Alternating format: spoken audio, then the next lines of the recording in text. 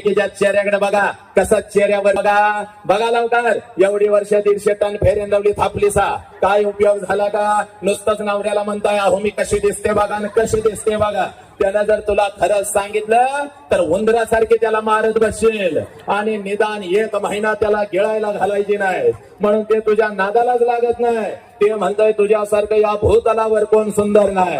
माझं नशीब म्हणून तू माझ्या पदरात पडलीस आणि तू आपला 150 टनाचा मोदळा उगाच फिरवत असतेस गल्लीमध्ये. मी कशी दिसते बघा मी कशी. पण माझ्या राजाचं नाव नुसतं तुझ्या मुखामध्ये आलं, कसं चेहऱ्यावर तेज आलं. आता अमितचा वाढदिवस आणि एक काम करायचं बघ, आज हाच आनंद घेऊन घरी पळत पळत जायचा. 1 तासासाठी बघतो तो आनंदी नाही राहायचा माते. पळत पळत घराकडे जायचा, टना टना उड्या मारत जायचा आणि आनंदाचा पहिला महामंत्र मी तुला देतो बघ. आनंदाचा पहिला महामंत्र मी तुला देतो. पळत पळत घरी जायचा आणि घरी गेल्यानंतर सासू पुढं आले की नेहमी कसं करता खरं सांगा माझ्या तायड्यानं. सासू पुढे आल्या कसं करता का? नाक बेडकासारखं फुगवता, फस फस फस फस फस फस म्हातारीला करता. त्या नवऱ्याकडे बघून बोट काय मोडता, थोरल्याकडे राहत नाही, धाकट्याकडे राहत नाही, हितच हित काय काम काय करता का म्हातारीला? आज तसं करायचं नाही. आज पळत पळत घराकडे जायचं. सासू पुढे आले, सासूकडे बघायचं नाच करायचा. आत्या मग करायचा.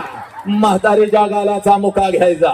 म्हातारी दान करून खाली पडली पाहिजे. म्हातारी खाली पडली तिला सोडायची नाही. लय दिवसानं सापडलेली आहे. म्हातारी जवळ बसायचं आणि दुसऱ्या गालाचा ट्रिपल मुक्का घ्यायचा. आत्या वाहन करायचं. म्हातारी गाडा गाडा लोळली पाहिजे. तुझ्या नवऱ्याला फोन केला पाहिजे, लवकर इकडे ये बाबा, हे कुठं गेलत, तिथनं आलं या आणि ह्याच्या अंगात होत आलं या, लवकर घराकडे ये. नवरा आला, नवऱ्याला समोर बघायचं नाच करायचं. Yes my darling I love you मग करायचं. नवरा सुद्धा खाली पडला पाहिजे, तुझ्या तोंडाचा वास घेतला पाहिजे, माझी बाटली हिनं आणली का काय, असं झालं पाहिजे. एवढ्या आनंदामध्ये आज घराकडे जायचं. आणि लक्षात घ्या, आज मला ताण नाही, तणाव नाही, टेन्शन नाही, मस्त. महिन्याचं शेवटचं 1-2 दिवस राहिलेले आहेत. जवळजवळ 40 गाठ्यांना महाराष्ट्राच्या मातेमध्ये ठोकले. 20-20 हजार प्रेक्षक माझ्या समोर असतो मातानो. झाडावरचा पक्षी सुद्धा मी उठू देत नाही. एवढी वाचा स्थिती छत्रपतींच्या मातानं तुमच्या आशीर्वादाने या वसंताच्या जिभेवरती आली. लक्षात घ्या, झाडावरचा पक्षी सुद्धा मी हलू देत नाही.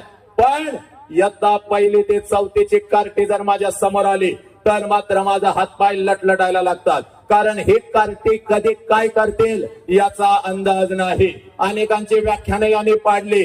कीर्तनकारांच्या तोंडाला तर फेस आणला या कार्टीने. शिक्षक तर घड्याळ लावून बसतय शाळेमध्ये. कधी एकदाच कार्ट घरला जातंय आणि घरात आई घड्याळ लावून बसते. कधी एकदाच कार्ट शाळेला जाते. मे महिना म्हणजे त्या आईच्या डोक्याला नुसता ताप असतोय. 24 तास